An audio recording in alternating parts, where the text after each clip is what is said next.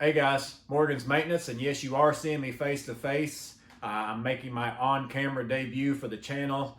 I haven't necessarily purposely been hiding myself. It's just if I'm doing a tool review, I want you to see that tool.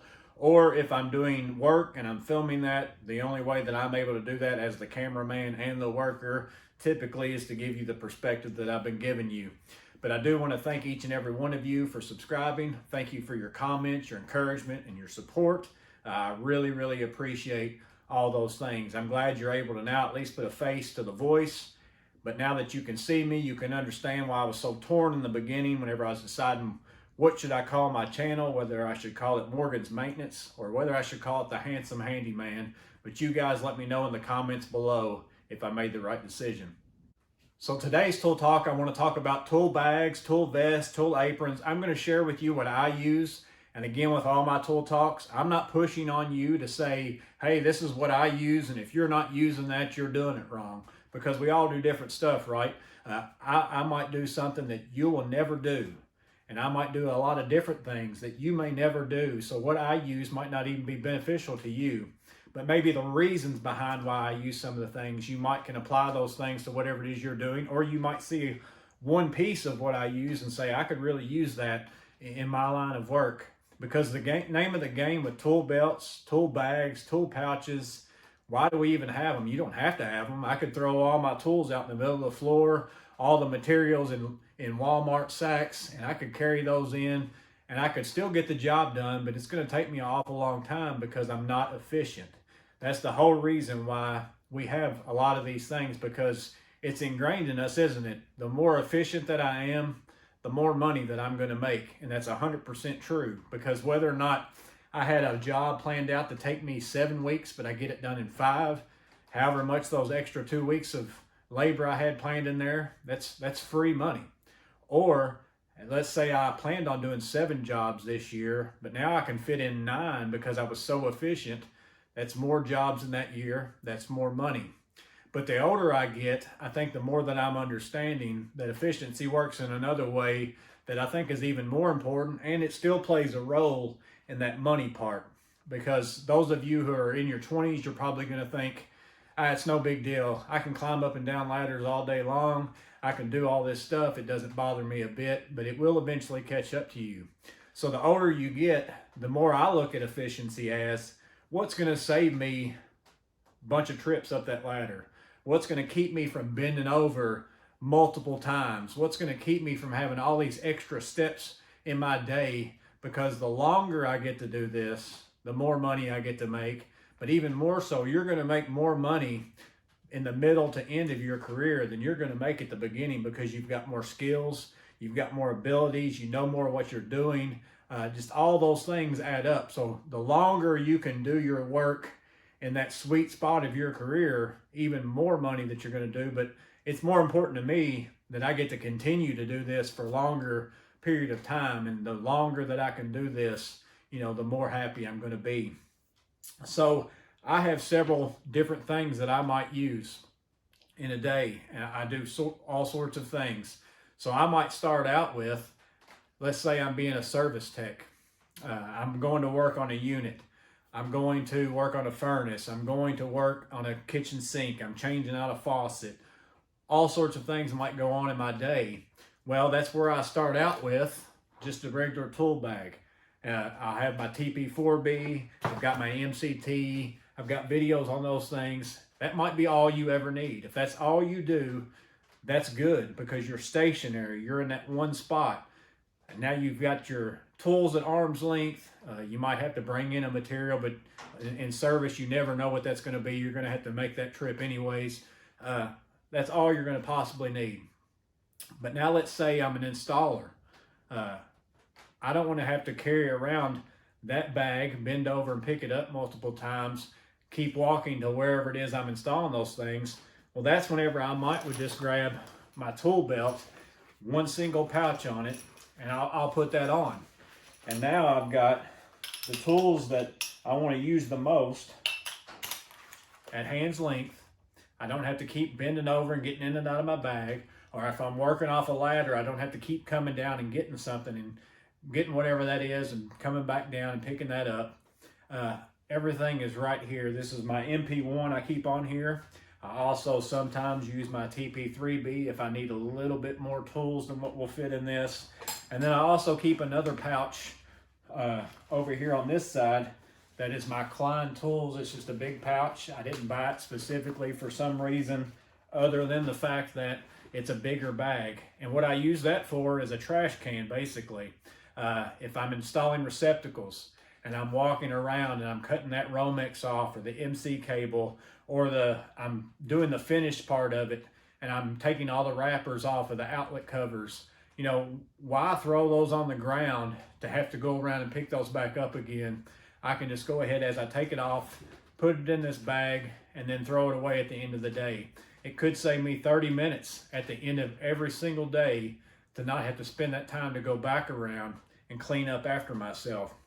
And then if I need to add some sort of material into the mix, maybe I need some wire nuts, I can put those in a pouch like this, add that onto the belt, and then now I'm good to go with that as well. So as an installer, I would suggest, if you don't have one, to save yourself a lot of steps and to save yourself a lot of bending over.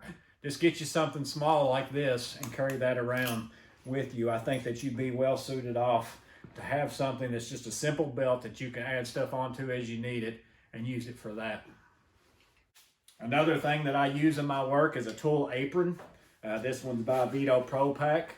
I think it runs around $100. I find it extremely useful for certain things, and certain things it's not. So I wouldn't be able to just have something like this and use it in everything I do. But sometimes I build cabinets, sometimes I build furniture, maybe a bookcase, whatever it is. If I'm working on something where I'm working table height, but I need a lot of different things with me, or I need a pencil at all times, maybe a tape measure. How many times have you, if you've got a shop at your house, that you've had to go find this thing? And it's either always at your saw, it's at where you took the measurement. I mean, I've got these laying all over the place, so I use that. But on job sites, I can't just go around leaving tape measures everywhere, or else I'll lose half of them by the end of the day. But this is a good place to always have one. I can have different fasteners. I can keep different tools. I wouldn't want to use this if I'm a person who does a lot of walking up and down ladders, because these will catch on those rungs as you're going up. Or if I need to be able to do a lot of bending over, a lot of maneuvering, because these will get in your way as you crouch and all sorts of things. But again, it's just a handy thing if you're a woodworker, and again, you work a lot at this height right here, but you do a lot of moving around in places. I think a tool apron would suit you well, and it works great for me. And the last thing that I use is my tool vest from Atlas 46. I've used this in a few of my videos, or I've made reference to it at least.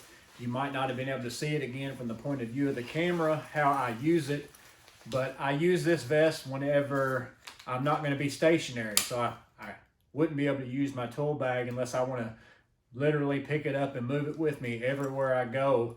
And why move all those tools if I'm only going to use maybe 5 or 6 out of that entire bag for whatever that job is? Or maybe I need more tools, more fasteners, more materials than what I can fit on just that belt, and I don't have enough room, or it would cause that belt to be so heavy that it wouldn't be helpful anymore. Or I need to be able to move around more freely. I need to climb up and down ladders. I need to bend over a lot. This allows me the flexibility to be able to move that I can't do with an apron, so I like this for that.